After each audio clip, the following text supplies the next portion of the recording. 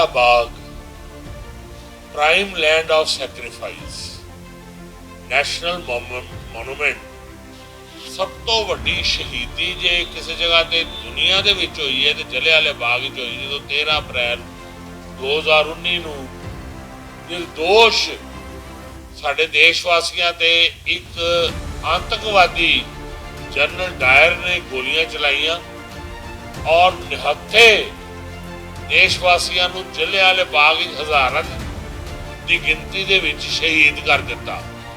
और वो देशवासी देश की आज़ादी के लिए एक शांतिपूर्वक उत्ते सभा कर रहे थे। ऐसा गौरवमयी स्थान जिथे शहीदों की आत्मावां विश्राम कर रही ने, आराम कर रही ने।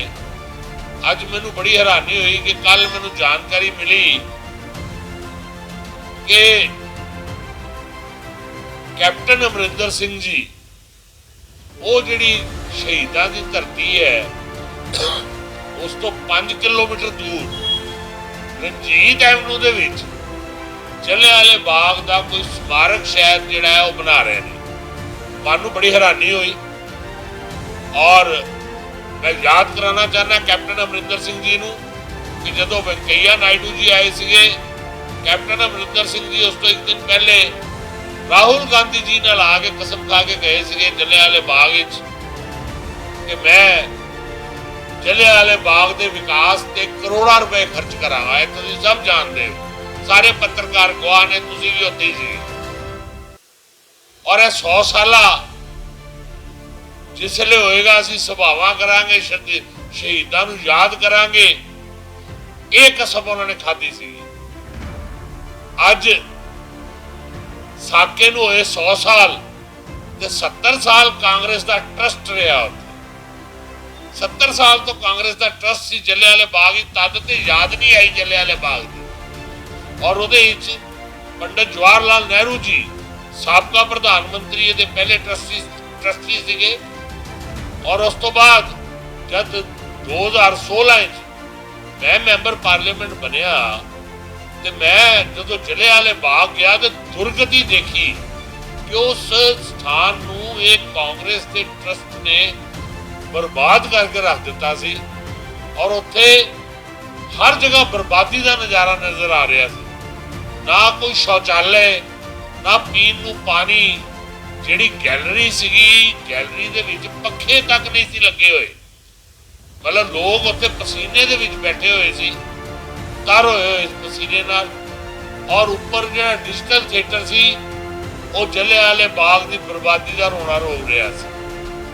मन नूं बहुत कष्ट होया कि 70 साल तो कांग्रेस का ट्रस्ट उत्थे रहा। कांग्रेस के राष्ट्रीय प्रधान उहदे मैंबर रहे, कांग्रेस के चेयरमैन रहे। और जलियांवाले बाग की इन्नी दुर्गति कि जिथे वो रूहां विश्राम कर रही जिहड़ियां जिन्हां ने अपने देश लई निर्दोष रूहां ने कुर्बानी दे दी। सो मैं संघर्ष शुरू किया। मैं ऊपर जाके हाई कमांड नूं मिलिया, मैं प्रधानमंत्री जी नूं मिलिया। मैं जलियांवाले बाग श्री अरुण जेतली जी फाइनेंस मिनिस्टर स्वर्गीय उसले दे एक्स फाइनेंस मिनिस्टर उन्होंने लैके आया। मैं जलियांवाले बाग हरदीप सिंह पुरी जी जेडे मंत्री ने केंद्रीय उन्होंने लिया। मैं जलियांवाले बाग केंद्रीय मंत्री महेश शर्मा जी जेडे मिनिस्ट्री ऑफ कल्चर जी डील करती है जलियांवाले बाग नाल उन्होंने लैके आया।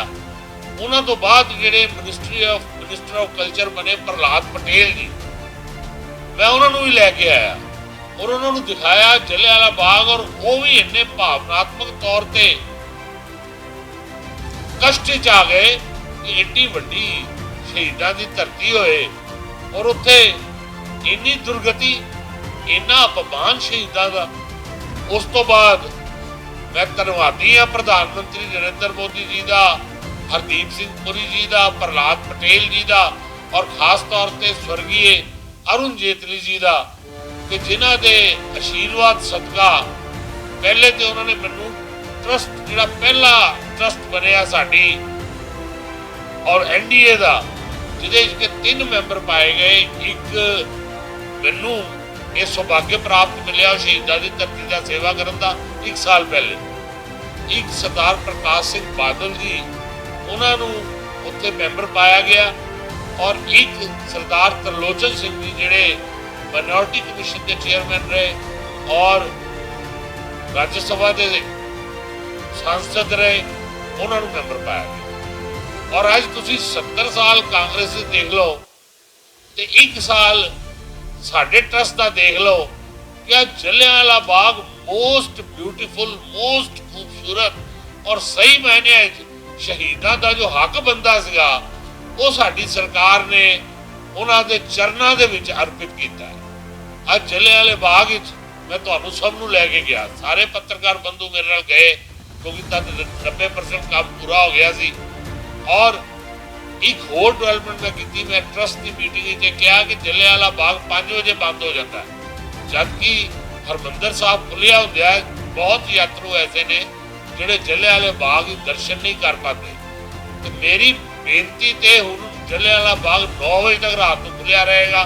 सो असीं उत्ते एक सुंदर लाइटिंग की व्यवस्था की है, लाइटां लगवाइयां ने उत्थे। असीं एक लाइट एंड साउंड शो का प्रावधान किया है जिहदे विच पंजाबी, हिंदी, अंग्रेजी दे विच 15-15 मिनट की शहीदों के उस साके की डॉक्यूमेंटरी दिखाई जाएगी।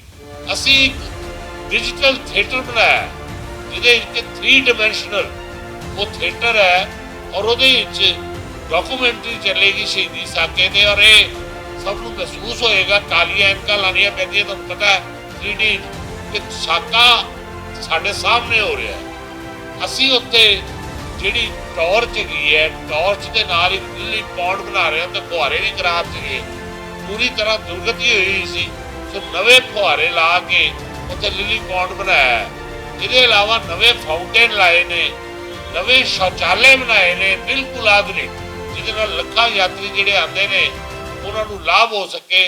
नवे पानी के पीण के पॉइंट जिहड़े ने बनाए ने। शहीदी कुआं जिहड़ा कि नज़र नहीं सी आंदा, असीं उत्थे स्ट्रक्चर ऐसा बनाया कि शहीदी कुआं पूरी डेप्थ तक नजर आता है। सानू महसूस होता है कि खूह कितना डूंगा है और सारा लाशां दे नाल वो शहीदां दे मृत देहां दे नाल भर गया सीगा। असीं जिहड़े बुलेट मार्क्स जिहड़े गोलियां दे निशान ने वो गोलियां दे निशानां नूं प्रिजर्व किया है कि 50 साल तक उन्हां नूं कोई नुकसान ना पहुंच सके। सुंदर लैंडस्केपिंग उत्थे वृक्षारोपण हो रहा है। एक असी विजिटर शहीदों के याद उन्होंने चित्र लगा के एक विजिटर गैलरी भी बनाई है। एक असी डिजिटल पैनल्स उत्ते लगा रहे हैं तो कोई भी उंगल ला के ये देख लेगा कि ये शहीदों का सारा साका की रहा, किस तरह जनरल डायर आया, किस तरह आगे उन्हें गली बंद की, किस तरह आगे निर्दोष निहत्थे देशवासियों ते गोलियां चलाइया। असी वो जिहड़ी गली सी जिहड़ी एंट्रेंस दी उत्ते शहीदों की चित्र जिहड़े ने वो जलियांवाले बाग ही लगाए ने। सो मैं ये समझना वा कि जिस तरह असी साडी सरकार ने उस समय गलियारा जिहड़ा हैगा वो हैरीटेज वॉक जिन्होंने असीं कहने आ वो खूबसूरत बनाया सीगा, उस तो भी खूबसूरत असीं जलियांवाला बाग बनाया। उन्हें इस वे क्योंकि उत्थे लोड सिर्फ 9 किलोवाट सी, लोड जिहड़ा है वो 250 किलोवाट तो वध हो गया क्योंकि असीं लाइटां बड़ियां ला दित्तियां उत्थे कि रात नूं लोग आके शहीदों का दर्शन कर सकन। तो वो सारा प्रोसीजर उत्थे केबल शहर का इलाका उत्थे वो परमिशन वगैरह जिहड़ियां वो चल रही ने।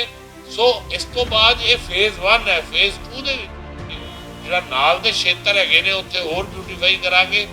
सो अज मैं कांग्रेस तो प्रश्न करना चाहना, कैप्टन साहब अज 100 साल पूरे हो गए तो तुहानू जलियांवाले बाग की याद आ गई। जलियांवाला बाग तो डेवलप हो गया, बन गया, और मैं समझना कि जलियांवाले बाग क्यों नहीं जा रहे। ये स्मारक जलियांवाले बाग ही बनना चाहिए। ये जलियांवाले बाग जिथे धरती है हुण कोई किसी तरह की कोई साका है अमृतसर तो स्मारक जलंधर बनता है, कभी होया ऐसा?